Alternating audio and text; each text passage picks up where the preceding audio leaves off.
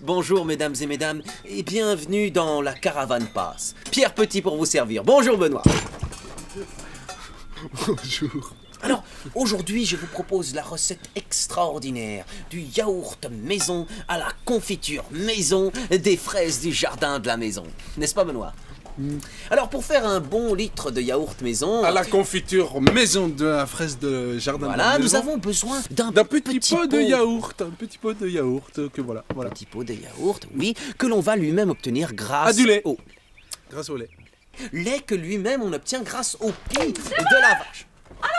Oh, allô, Martine, oui. Vous êtes notre envoyé spécial. Je vois que vous êtes déjà sur place. Oui, je suis à la ferme de Louis et je vous ai trouvé des vaches. Très bien, Martine. Alors, on vous rejoint tout à l'heure. On compte sur vous. Alors, avant de fabriquer ce yaourt, je vous propose de comprendre... Tato, Martine.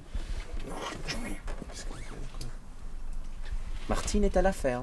Oui, Martine est à la tu ferme. ne peux pas nous voir. Non, elle ne peut pas nous voir. Je disais donc, avant de fabriquer ce yaourt, je vous propose de comprendre le yaourt. Le yaourt, ou yaourt, ou encore yaourtine, selon les prononciations, est une préparation de lait fermenté.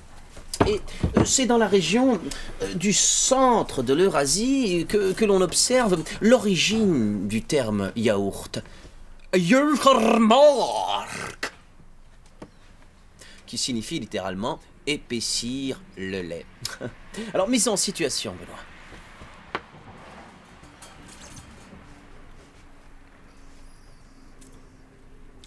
Oh, Timmel Steven, de Stimmel Jurmark.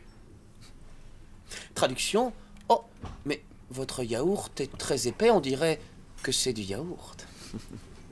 Eh bien, alors revenons à nos moutons. Le lait était ainsi conservé plus facilement et il était plus facile à transporter. À l'analyse, on dira que le yaourt est le produit de l'action de deux bactéries sur le lait. Le Streptococcus tynphama, que l'on aperçoit ici, et le Lactobacillus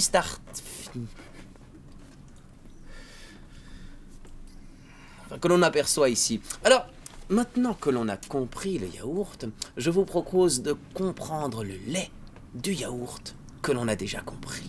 Lait. Qui es-tu? Lait. D'où viens-tu? Lait. Où habites-tu? Lait. Pourquoi?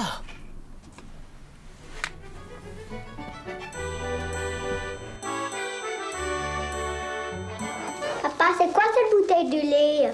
Papa, c'est quoi cette bouteille de lait?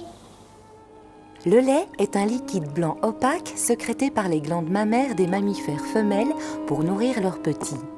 Dans 1 litre de lait, on retrouve plus de 80% d'eau, le reste étant constitué principalement de lactose, de matières grasses, de protéines et de sels minéraux. Cela fait plus de 11 000 ans que l'homme boit le lait maternel d'autres mammifères, chèvres, brebis, zébus, juments, yaks, chamelles, ânesses.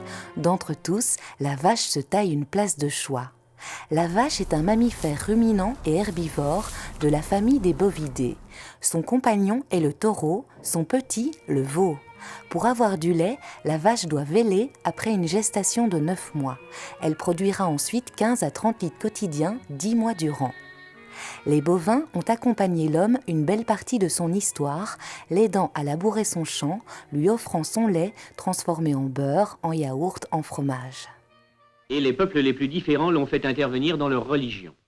De la corrida à la vache sacrée, en passant par le blanc-bleu belge, l'homme se construit un monde autour de la vache.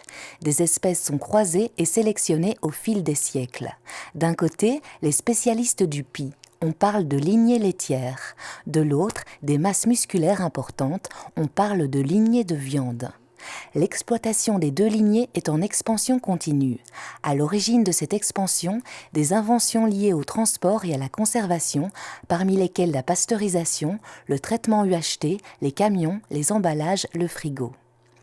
Le Belge consomme en moyenne 100 kg de viande par an, soit environ 270 grammes par jour, c'est-à-dire le double de ce qui est recommandé par les organisations de la santé. La consommation de viande ne cesse d'augmenter depuis l'après-guerre et on prévoit que dans le monde, sa production devrait doubler d'ici 2050. Pour produire 1 kg de viande de bœuf, il faut 10 kg de céréales et une grande quantité d'eau. Au niveau du réchauffement climatique, la production d'1 kg de bœuf engendre près de 80 fois plus de gaz à effet de serre qu'1 kg de blé et représente l'équivalent de 60 km en voiture. Évidemment, une viande provenant par exemple d'Argentine ou d'Australie alourdira encore plus cette consommation d'énergie. À la base, la vache se nourrit d'herbe. Mais aujourd'hui, l'homme lui met toutes sortes d'autres aliments dans son assiette, notamment le soja. L'Europe importe près de 40 millions de tonnes de soja chaque année.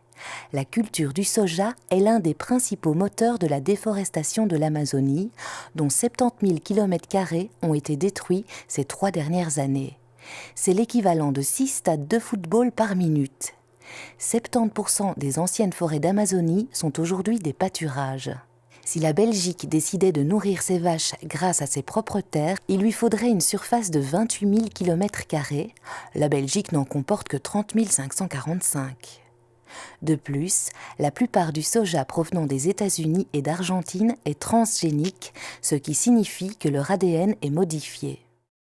Les sociétés qui produisent des semences modifiées élaborent des plantes capables de résister à certains pesticides. Pesticides qui sont vendus par ces mêmes sociétés. La raison principale étant le profit. Pour l'Europe naissante, dès 1957, il s'agit d'accroître la productivité de l'agriculture. En 1962, la politique agricole commune donne le ton, la surproduction subsidiée. Dans le même temps, des mesures d'hygiène imposent investissement et adaptation aux fermes. C'est le début de la fin pour les petits agriculteurs.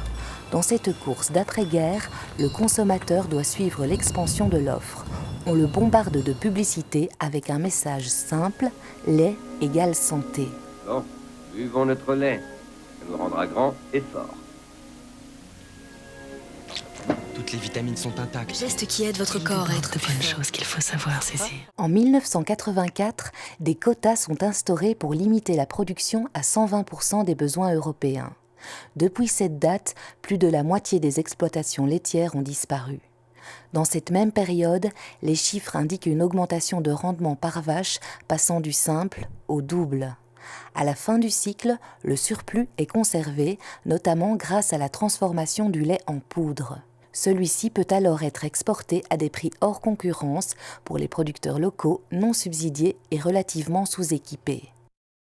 Du 1,4 milliard de bovins sur Terre, la Belgique en compte 500 000, répartis aujourd'hui sur 15 000 fermes. 500 000, c'est aussi le nombre de grammes de déchets que le Belge utilise et rejette chaque année. 500 000, c'est aussi le nombre de personnes qui meurent chaque trimestre par manque d'eau potable. 500 000, c'est également le nombre de litres d'eau potable qu'un Belge utilise sur une vie pour évacuer ses excréments. 500 000, c'est le nombre d'internautes vivant une vie parallèle sur Second Life. 500 000, c'est aussi le nombre de millions d'euros dépensés chaque année par les États-Unis pour l'armement.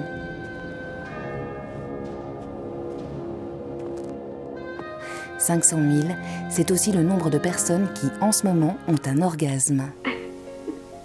Qu'est-ce qu'il y a?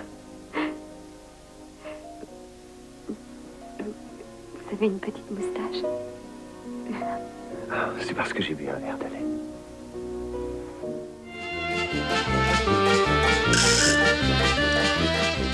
Alors, qu'est-ce qu'on va faire avec ce lait maintenant? C'est la question qu'on se pose, Benoît. On va le faire? Oui, c'est bien, c'est bien. On va le faire bouillir. Allez, on y va. On le fait bouillir. On le fait bouillir. C'est bien, c'est bien. Vas-y, fais-le bouillir. Oui, c'est bien, bien. Oh, ça bout déjà! Oh, mais vous êtes très fort, Benoît, très très fort. Alors, une fois que nous avons atteint cette température, il faut laisser refroidir le lait pour qu'il ait une température, on va dire tiède, hein, entre 35 et 45 degrés, supportable pour le doigt. Bien, allons-y. À vous de jouer. Aïe! Oh, ça fait mal. Ouh, ça brûle. C'est douloureux. Aïe! C'est bon, on a compris là. Ah, c'est bon. C'est bien. Alors, une fois qu'on a atteint cette température, on va rajouter un petit pot de yaourt. Pourquoi faire? C'est un ferment lactique, Benoît. Ah oui, c'est un ferment lactique. Allez, on y va. On met ce petit pot de yaourt comme ceci. Et puis, qu'est-ce qui se passe? On prend cette petite spatule, hop là, et on mélange le tout. Regardez bien comme ça se passe. Alors, une fois que nous avons mélangé le tout, nous allons, eh bien, insérer ce liquide dans un thermo. Une bouteille thermo. Vous connaissez tous le thermo. Eh bien, cette petite bouteille thermo va permettre au liquide ici de rester à température constante, n'est-ce pas?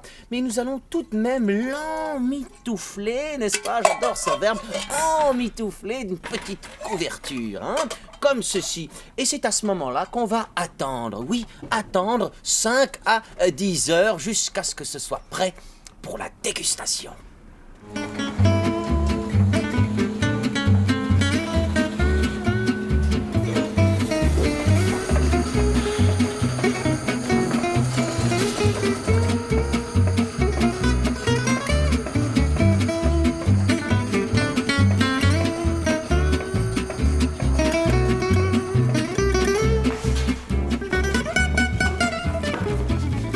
J'ai trouvé enfin où arrive le lait. Ici, dans cette citerne. Elle contient 10 000 litres de lait. Sachant que la production en Belgique est de 3 milliards de litres de lait. Vous imaginez? Multiplier cette citerne 300 000 fois. Et après, zou, à la laiterie.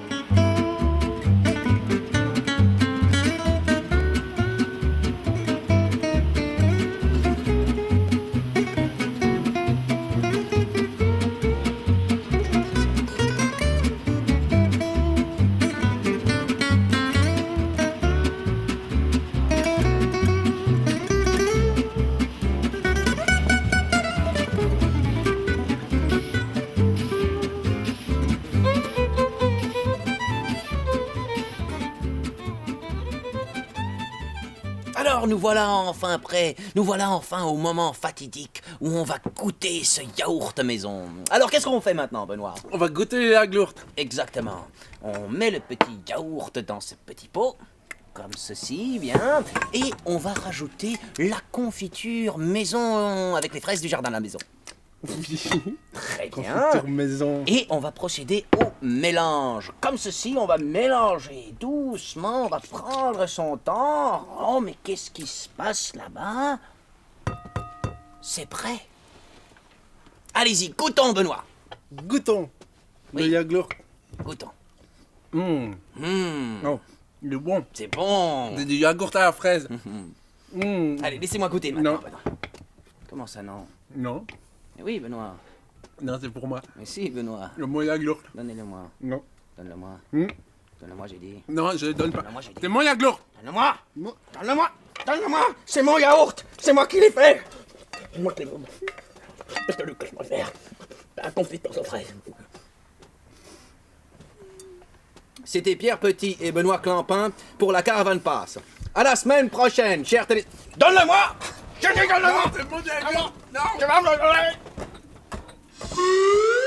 Pierre, quelle est la recette de la semaine prochaine? La recette de la semaine prochaine, Martine, c'est la pêche au thon. Oui, c'est bon le pêche au thon, c'est Exactement. bon. Mais ça n'a rien à voir avec le lait. Mais Martine, il faut s'intéresser à tout, voyons. Oui, et puis il faut manger du thon rapidement parce qu'il y en a presque plus. Exactement, Martine. Savez-vous que 90% de la population du thon a déjà été bouffée? Oui, mais que dis-je? Je préfère garder tout cela pour la semaine prochaine. Dans notre prochaine émission, nous en parlerons plus précisément dans la Caravane Passe.